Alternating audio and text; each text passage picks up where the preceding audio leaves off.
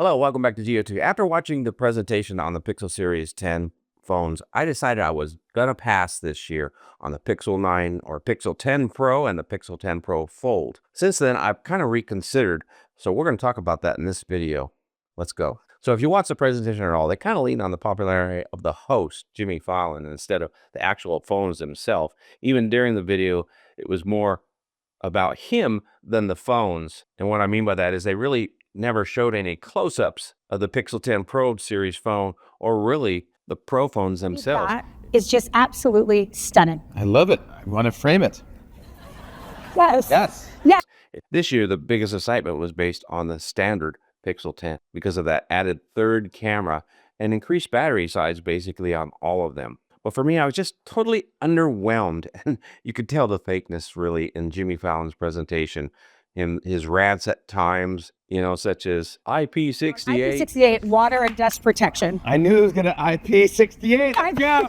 IP68. That's Okay, what does this tell us the about? internet's going crazy right now. Like, you made a foldable with IP68. Yeah. 6 is for dust and 8 is for water, right? Yes. Wetness. Yes. Yeah, I know that. Yes. Thank you. He's desperately trying to induce some enthusiasm that really wasn't there. So pushing all that aside, I went ahead and did a little more research and thought, why would I upgrade any of these phones? So first thing for me as a content creator, it does come down to finances at times. And was it a financially smart decision to upgrade to a phone that really didn't change? Now, yes, the Pro models are coming out with a little bit larger battery. They have the Gen 5 Series Tyson chip, which apparently is going to perform better eventually, because right now the early reports it's not performing as well as the Gen 4 chip.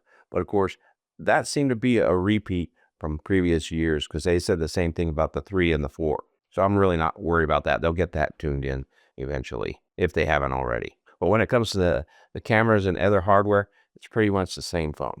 Their biggest case this year for the phones and the upgrades is AI. They did promote it quite a bit, saying that there's things in there that you just can't get on any other device, which I hope isn't entirely true. I hope they do push some things to the older models. But some of the AI features, as far as integration that were promised before, still aren't there. So back to the financial portion of it, they don't give a whole lot of trade-in value compared to companies like Samsung. So I guess even Pixel or Google is saying that their phones don't hold a lot of value. For example, they're only giving $550 trade-in for the Pro, which is less than half the value of the phone from when I purchased it. Whereas Samsung, they're giving somewhere between 60 and 65% trade-in value.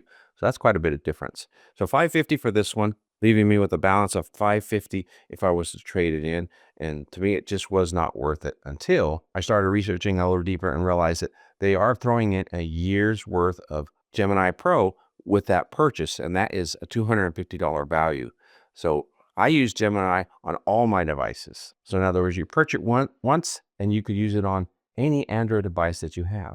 And some of these other devices really have Gemini integrated really well. So I was going to have to purchase it anyway. So if I took that $250 I was going to spend anyway and just got it out of the purchase of the Pixel 10 Pro, I say you could take $250 off the cost. So I'm down to $300 to get the upgrade of the Pixel 910 Pro. So yes, I've justified in my own mind to go ahead and do the upgrade because I need something to compare it against the iPhone 17 Pro when it comes out. Because I don't know if you noticed or not, but the Pixel and the iPhone are pretty much becoming the same phone in design. So they're going to be really close this year. So I think it would be nice to have a 10 model with its new AI, and hopefully they follow through with it instead of fall apart with it like Apple has. So that's the Pixel 10 Pro. I'm going to go ahead and upgrade it. And if you're thinking about it, it might be a smart deal if you do the numbers like I do, and it comes down to $300. Let me know down in the comments if I missed something in that calculation there. Now, when it comes to the Pixel Fold, the Pixel 10 Fold, I am not going to upgrade because to me, it's not worth $1,000 to upgrade to this phone since they're only giving $760 for this phone and still wanting to charge $1,800 for nearly the exact same phone. Yes, it has the Tyson 5 in it and a little bit larger battery, but other than that, it's the same phone, but a little bit heavier and a little bit thicker. And this is already a brick of a phone, even when I compare it to other foldables that have cases on them. Not to mention the cameras on these things way outperform the Pixel because they do not put Pro model cameras in this phone. They didn't last year, and they still not doing it this year, which was one major disappointment. Because when it comes to the zoom lens, you get a 48 megapixel here 5 times, and then here you get a 10.8 megapixel 5 times zoom. And you can definitely tell the difference when you looked at this side-by-side comparison. So from Mark here at GOT, yes on the Pixel 10 Pro, no on the Pixel 10 Fold, because it's not a Pro. I think they would do better if they dropped the title on it and dropped the price $200 like the rumors said they would. Now it's time to hear from you. What do you think? Are you upgrading? Some folks have already let me know in the last video that they are upgrading no matter what, no questions asked. But what do you think?